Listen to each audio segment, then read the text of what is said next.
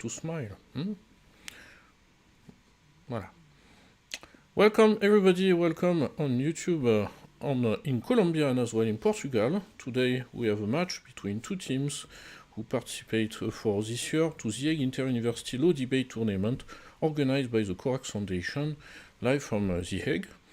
So we have the teams will be having a debate on a topic they received 7 days ago, and this topic is in connection with international law, but more specifically the sustainable goals of the United Nations.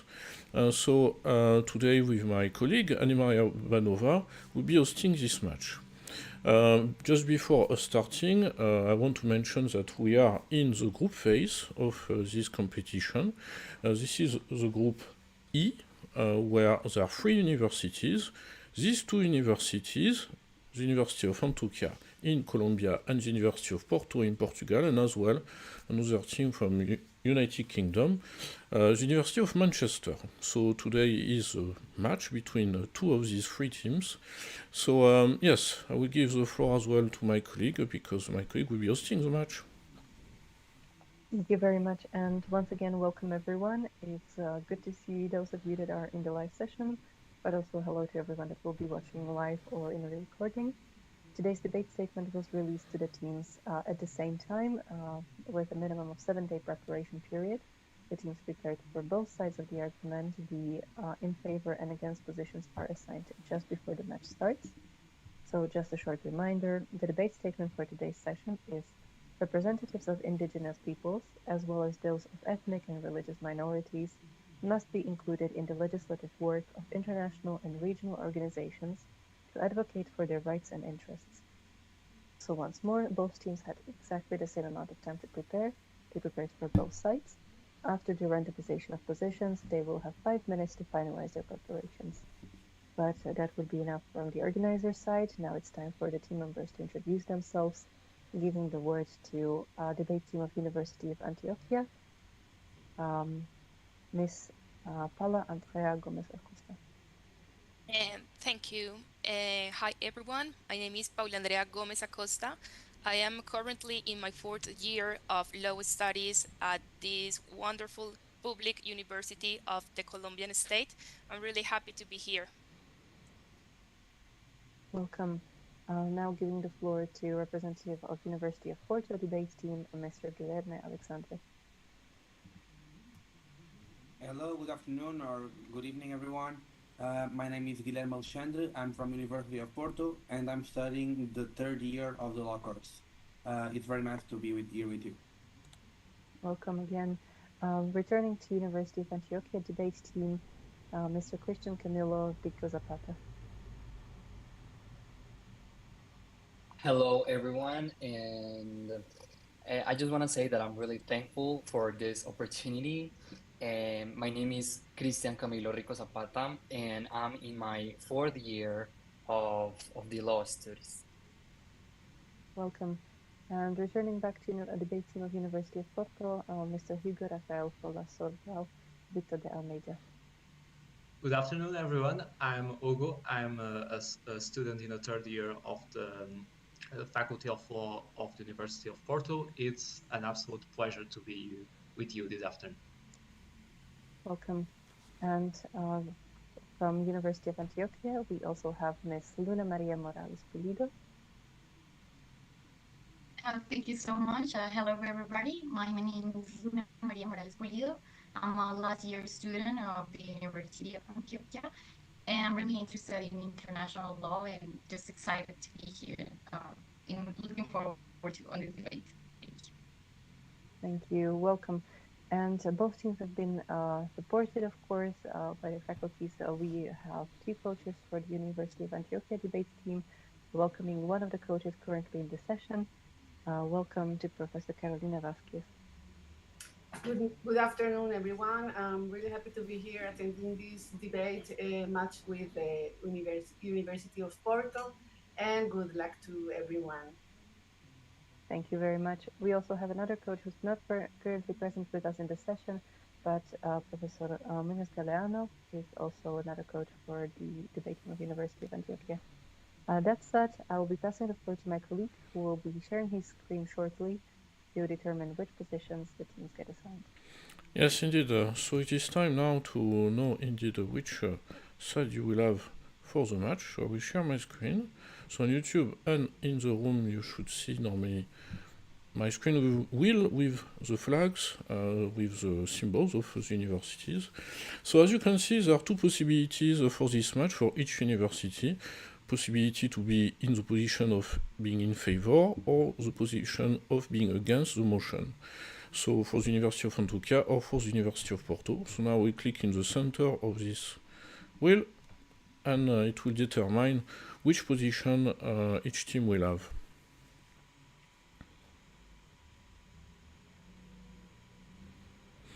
So for this match, the University of Antioquia will be against the motion. As a consequence, the University of Porto will be in favor. So concretely, it means that the University of Porto will be starting being in favor of the motion, having this position, and will defend the position that representatives of indigenous peoples, as well as those of ethnic and religious minorities, must be included in the legislative work of international and regional organizations to advocate for their rights and interests. On the other side, the University of Antioquia will defend the position that representatives of indigenous peoples, as well as those of ethnic and religious minorities, must not be included in the legislative work of international and regional organizations to advocate for their rights and interests. So now my colleague will share the screen for the 5 minutes countdown. So it means you can close your camera and microphone and review your notes if you wish. And we'll start with the position in favor in a few minutes.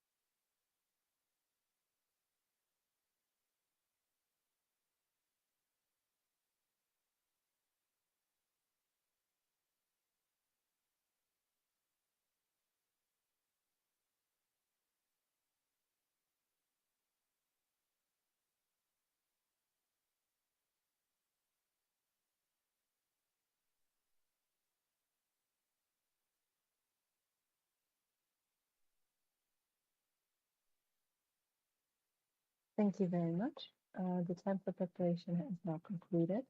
We are now starting the graded part of the match, and that will be the position in favor, which is the University of Porto. There's now 4 minutes for their opening statements. Whenever you're ready. Thank you very much. I will be starting from University of Porto. Let me just set my timer. Okay.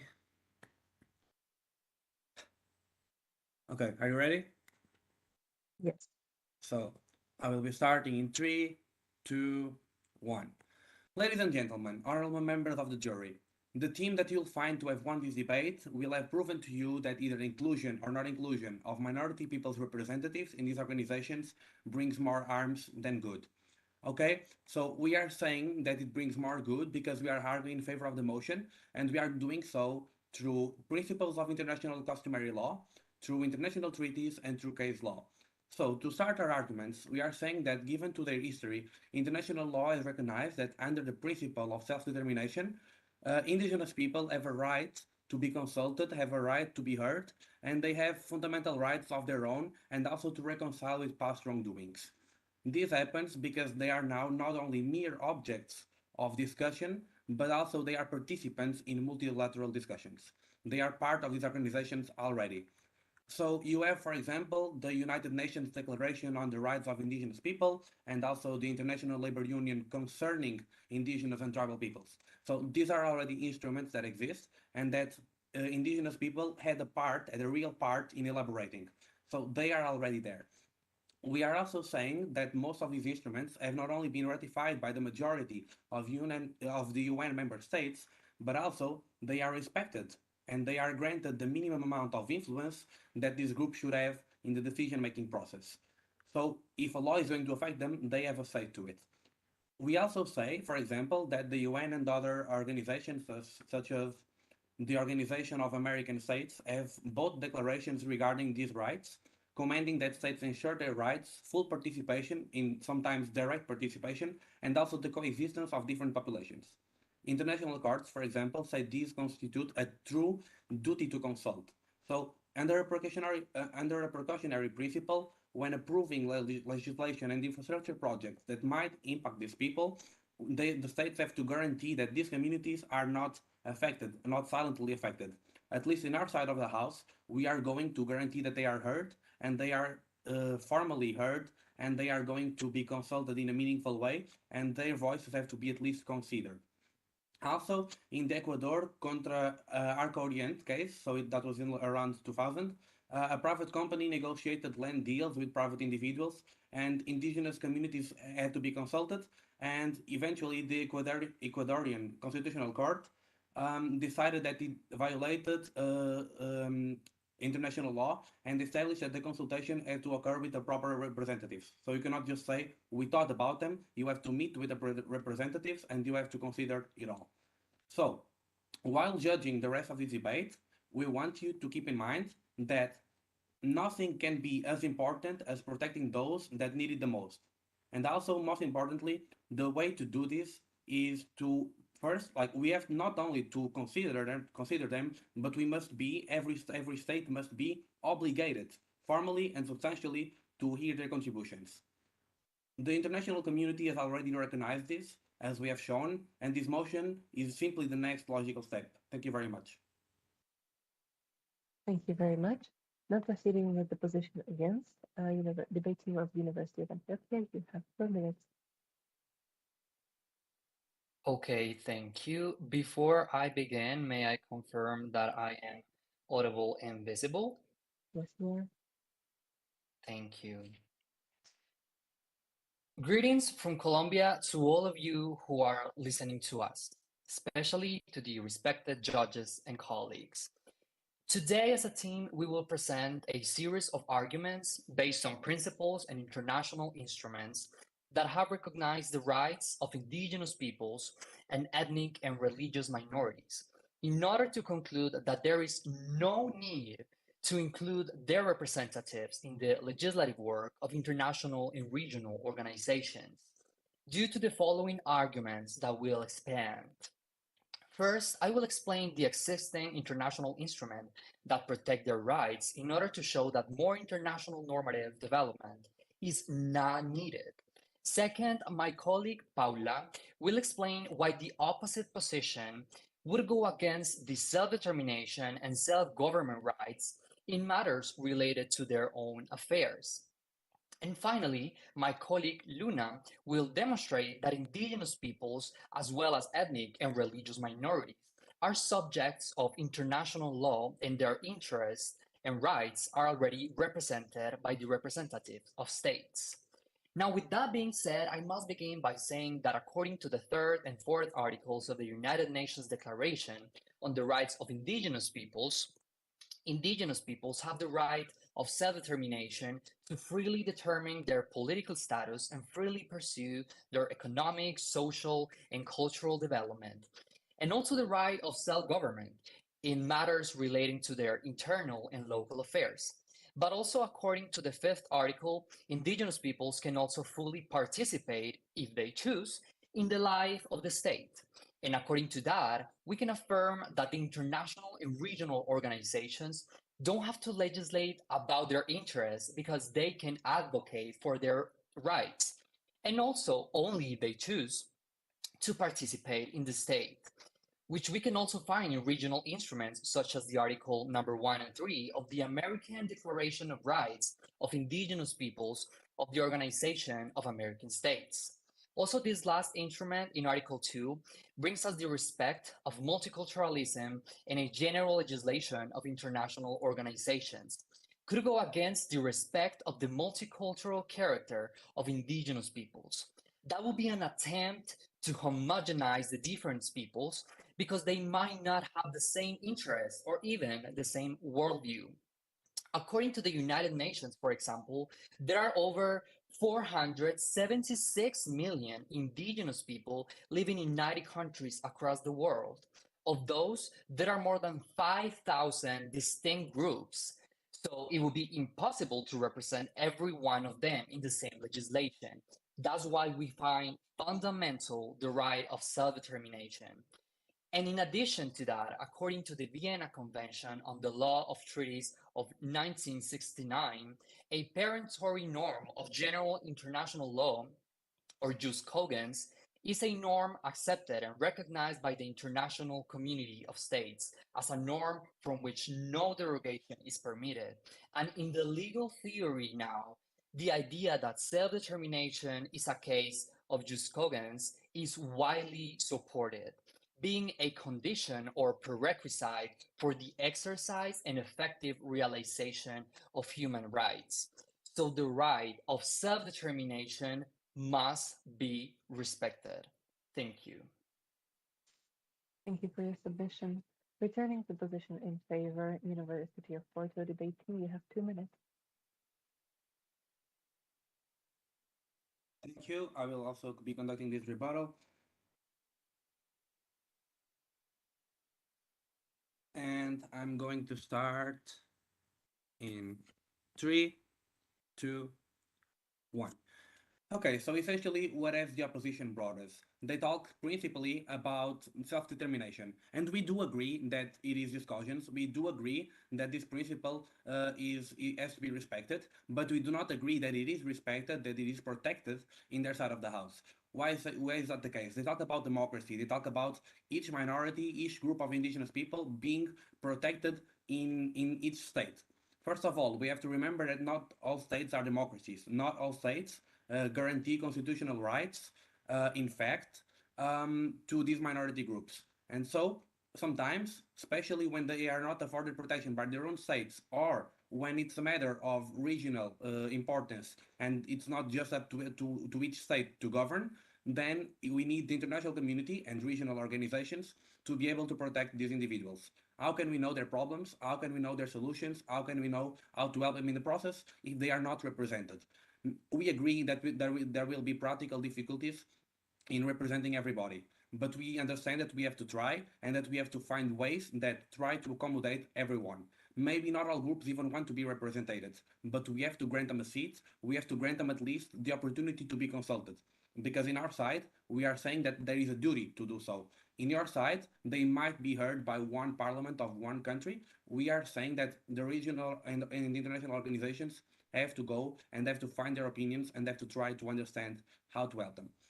And then mostly you also say that they are already subjects of international law, but we don't understand how that has been granting them protection in the last decades, because they keep being attacked, they keep being not protected by law, and we understand that all these instruments that are being created are already a good step in that direction, but we need to do more and we need to hear them in the process. Thank you very much. Thank you very much for your submission. University of Antioquia debate team, you have 2 minutes for your first rebuttal. Thank you. Before I begin, may I confirm that I'm audible and visible? Yes, you are. Okay, thank you. Well, as my teammate Christian has said, and contrary to what our colleague just said, we insist that there is no need to include the representative of indigenous peoples as well as the ones of religious and ethnic minorities in the legislative work of international and regional organizations. And we insist that we have to support this reason in the jus cogens character of the principle of equal rights and self-determination of peoples, that it's a core principle of general international law and enshrines in a number of international instruments that have already been mentioned. This further reinforces the need to ensure the effectiveness of self-determination and self-government of these peoples, not only because they have the right to make decisions, but they also have the right through these jus cogens norms, which is itself coercitive, peremptory, and non-derogable. And as a development of this principle, the International Labour Organization, through the Convention number 169 of Indigenous and Tribal Peoples, says that it's required the consultation and participation of these peoples in the making of laws and policies that impact them directly. And additionally, according to the International Institute for Democracy and Electoral Assistance, constitutions of different states guarantee participation of indigenous representatives in their legislative bodies with reserved seats, such as the constitutions of Bolivia, Venezuela, New Zealand, Zimbabwe, and the case of our country, Colombia. Thus, the aim of the principle of indigenous self-determination under international law is achieved through the political participation of indigenous peoples within their country's legislative bodies. Thank you. Thank you very much. Now, starting for the second rebuttal position, inviting the debate team of University of Porto, you have 2 minutes. Thank you, everyone. I'll start now. First, I need to say that contrary to what my first colleagues said, the diversity of opinions, and we not think at all that indigenous peoples or minorities are an homogeneous group, is not a bug, but a feature of our deliberative democratic system of representation. We think that the diversity of opinion and the debate enriches the decision-making process. And as my colleague from Colombia say, and I agree absolutely with her argument, is true that in the International Labour Organization Convention number 169 already guarantees the right to consultation. But we need to think that the spirit of that treaty works best when the maximum achievable levels of protection are guaranteed. That means that that protection that doesn't exist only at the local and state level, but also at the international and pluricontinental level. We think that under the framework of international organizations who have different responsibilities, they harmonize legislation, they can create binding obligations. For example, the European Union is a massive lawmaker, and they also create standards. It's important where in the decision-making process of those organizations to guarantee that the voices of indigenous people are always heard. Giving the example of the Colombian Constitution of 1991 that protects precisely indigenous rights, it's also explicit in the Constitutional Court's jurisprudence, namely in the 1997 ruling, that it's Thank you. Thank you very much. For the second rebuttal position, debating of University of Antioquia, you have 2 minutes. Thank you so much. Before I begin, may I confirm that I'm audible and visible? Yes, you are. I would kindly ask also other participants to close their camera. Thank you. Whenever you're ready. Okay, may I begin now? Yes. Thank you. Okay, so honorable judges, the arguments presented by the opposing team must certainly be in thought and consideration. Nevertheless, they arrive at the wrong conclusion. Full and effective participation and representation are in fact vital in decision making in order to guarantee the protection of these people's rights. And they are, as the counterpart mentioned, subjects of international law. But we must not misunderstand what this means. Not all of the subjects of international law are directly represented in international legislative organisms. In other words, participation must not be understood as having a representative in international deliberative organisms. These minorities already have one, and I'll explain how. First, every state has the duty to promote, through joint and separate action, realization of the principle of equal rights and self-determination of peoples. This principle has become a rule of international general law, which must be observed by every state, thus allowing self-determination of indigenous peoples and minorities. Second, the Article 19 of UNDRIP claims that states shall continue to consult and cooperate in good faith with the indigenous people concerned through their own representative institutions in order to obtain their consent before adopting legislative measures that may affect them. Having this in mind, it's evident that each participant state of an international legislative organism has the duty to address the inquiries and requirements by representatives of these minorities in their home state. In other words, they must defend the positions that better understand their needs of the entire population, including minorities. So we must ask ourselves, wouldn't that be an attempt of unifying their needs and concerns and erasing their diversity, different values, and principles? Thank you so much. Thank you for your submission. Now inviting the debate team of University of Porto for their concluding remarks. You have 2 minutes. Thank you. The motion that the opposition is presenting is one of formal equality. However, we agree that that does not suffice in order to protect the rights of a centuries-long marginalized group that has been a victim of structural inequalities. We agree that a necessary complementary level of protection is needed. Let me remember that the international organizations can in fact be legislative making bodies or at least harmonize regulation. So in fact they can impact directly the livelihoods, heritage and lands of indigenous people. Not only intergovernmental organizations, but also ones that act sometimes as private organizations can do that. For example, there have been cases of the World Bank not respecting land rights, for example, in South Asian countries.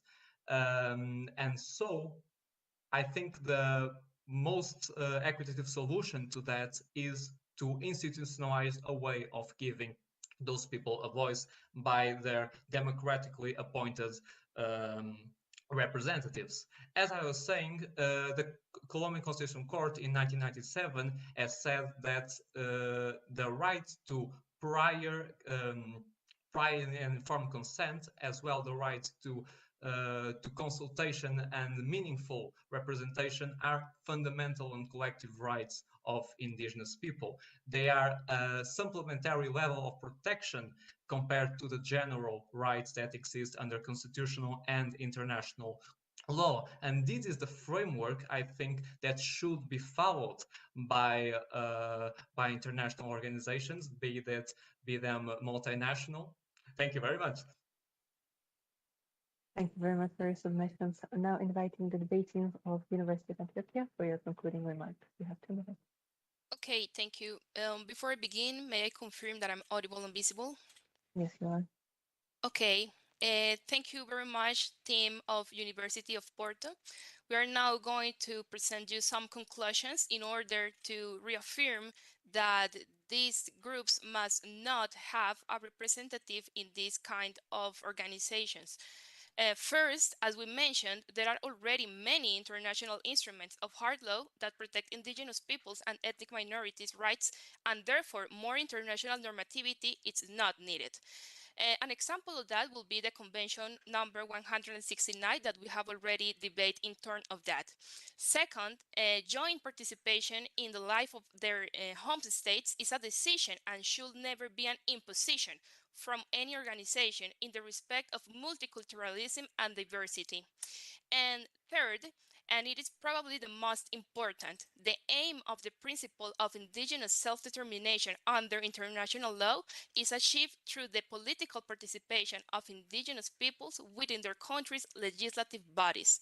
And finally, since participation cannot be understood as having a representative, and they already have one in the delegate of their home state, and also because there is no guarantee that by that it's being include some new minority representative, their concerns will not be addressed more effectively.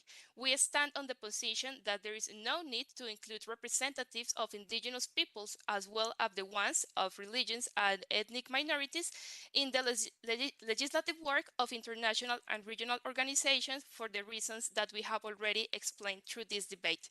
Thank you. Thank you very much for your submission. This now concludes a part of the match where you are graded by the judges, so you can relax. We'll do a short feedback session with all of you that are currently on the live. On the side of organization, I would like to congratulate you both for preparation and execution of your preparation. That said, just a few questions in regards to feedback. How did you find the preparation, the batch itself, and perhaps did you encounter this topic already in your studies? Starting with Ms. Luna Maria Morales Pulido. I'm sorry. Okay, thank you so much. Can you hear me well? Thank you so much. Okay, it was really challenging. It is, as you mentioned, our first time here having this debate, participating in this kind of contest. And well, our research really took time, but I think we did our best, and we're really thankful to be here. Thank you very much. From the University of Porto, Mr. Alexandre.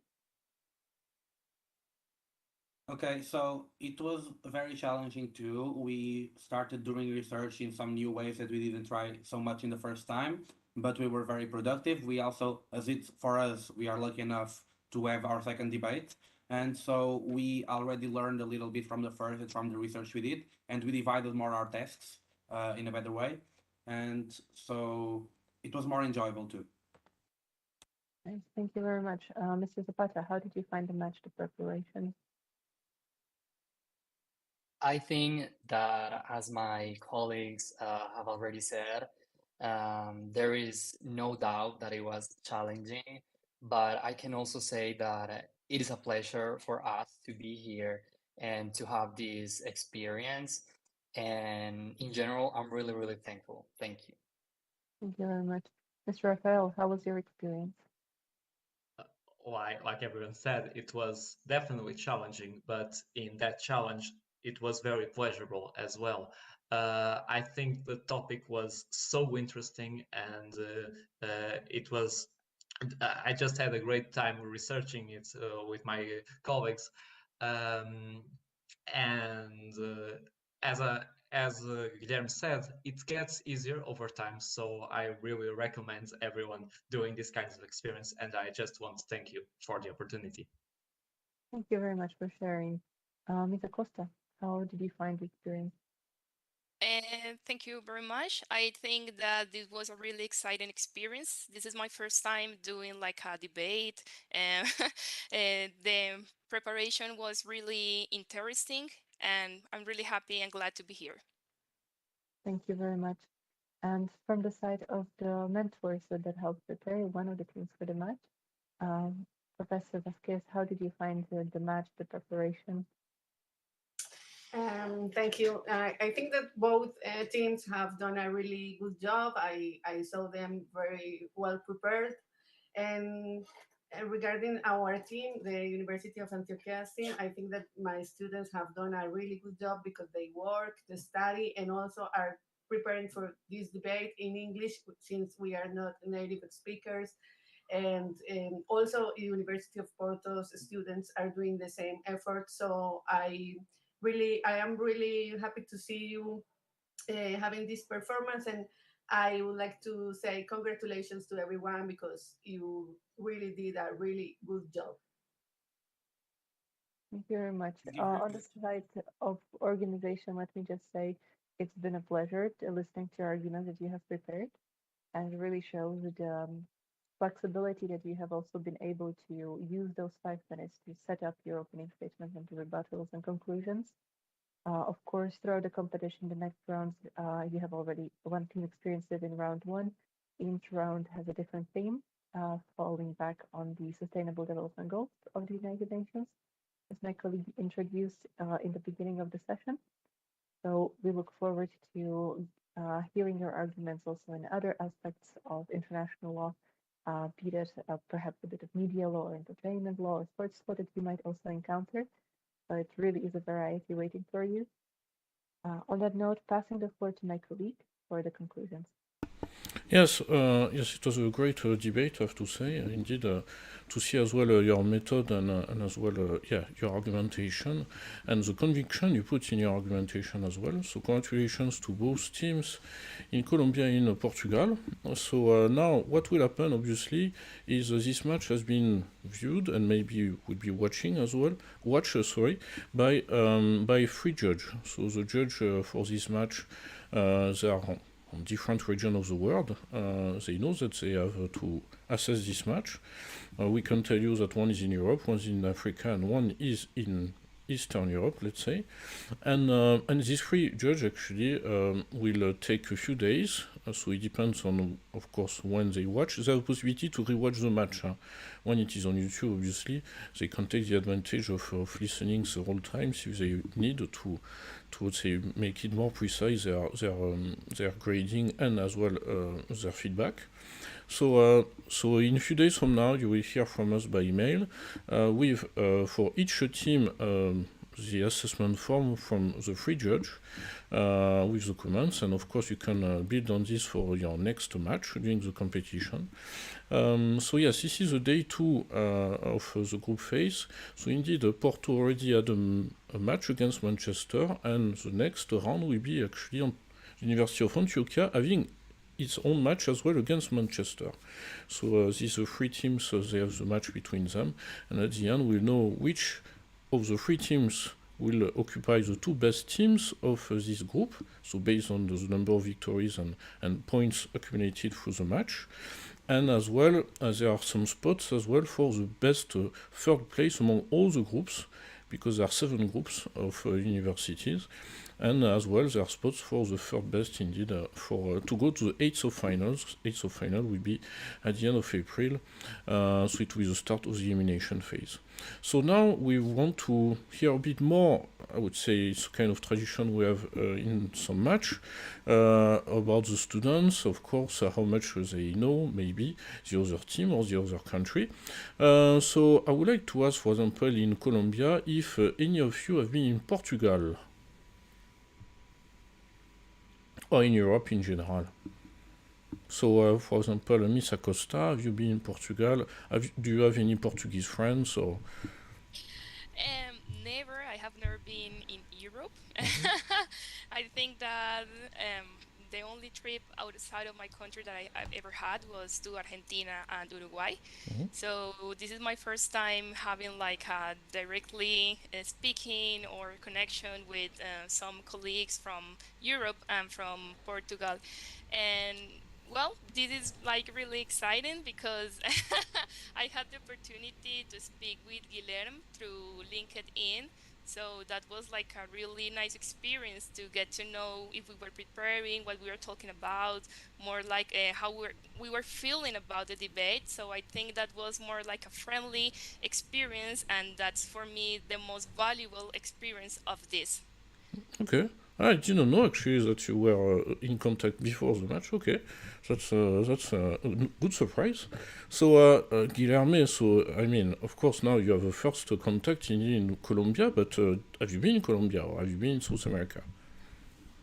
No, I've sadly only left Europe once. And so imagine the map, okay? I've been to Africa, Morocco. So it's like almost Portugal. But yeah, I've traveled a little through Europe because everything is kind of closer. Portugal is a small country, so it's very easy to get out of Portugal. But I definitely want to go to South America. I have friends in Brazil. I have family in Brazil, so I will eventually go there. Okay. But the passage trip is very, very expensive. So. And you speak Spanish? I guess you can speak Spanish as well. Yo hablo solo un poquito de español, pero es posible comunicar. Okay. Okay, muy bien. Now, I would like to give the floor as well to Mr. Cristian Camilo Rico Zapata. Have you been in Europe or in Portugal before? No, I sadly have never been to Europe. I have traveled in Latin America, but I have never been in Europe. But it will be a good experience now that we have friends there. Yes, of course. It's the first contact. Of course, we encourage that you keep in touch. I mean, maybe your two universities might work together in the future, exchanging students. Maybe, I don't know. So that I will ask, of course, to Professor Vasquez Arango afterwards. But now, Mr. Hugo Rafael Folia Sobral Brito de Almeida. Have you been in South America, in Colombia? Do you have Colombian friends?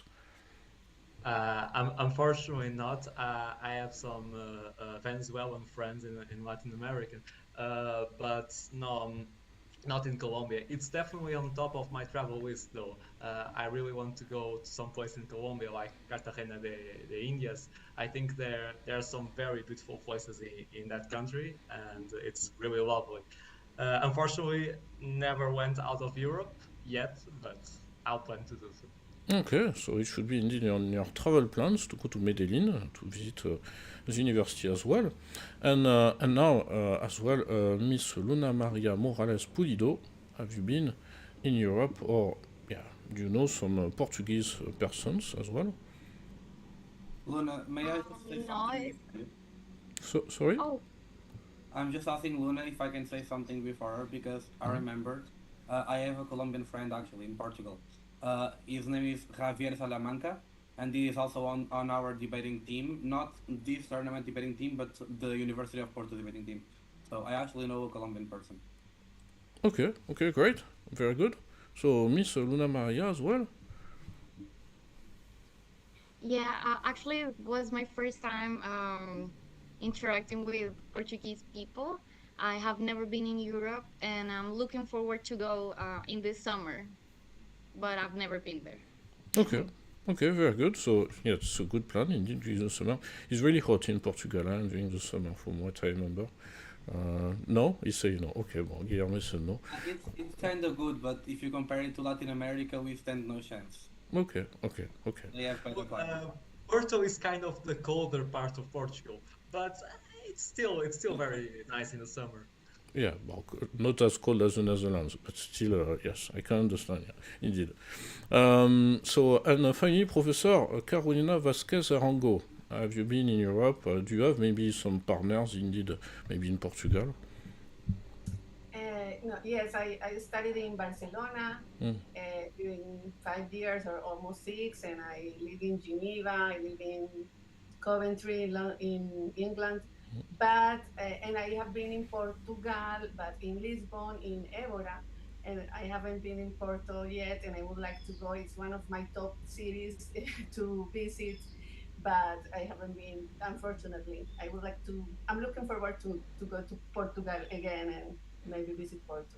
Well, if you want to explore, the University of Porto is a great partner to have exchange of students and as well staff, and so maybe it's a good thing as well to discuss with external relations for both universities. So yes, on my side, I would to say that I really appreciated to see that match, and of course, this is just the first one of many. So Yes, thank you very much to my colleague as well, Ms. Ana Maria Urbanova, for hosting this match. So what will happen, of course, you will get the results, you will get also the topic, I mean particularly the University of Antioquia for your match against Manchester, because Porto already got the match 2 weeks ago, and that will be, of course, at the end of day 3, when we'll know the result for this group phase. So it means you will know, the result, entire result as well for the other groups, to know who will go to the 8th of finals. So many thanks, because the start of the weekend as well, we wish you as well a great weekend to the students in Portugal, in Colombia. You did a great job, and now it is time for the judge, of course, to assess the match, and you will know very soon the results for this match, and we'll send you by email, and as well it will be published on the Cross Foundation page on LinkedIn and Facebook. So many thanks again, greetings as well in Colombia, greetings in Portugal as well, of course, and we'll see each other very soon. Bye-bye. Bye. Have a Thank good you.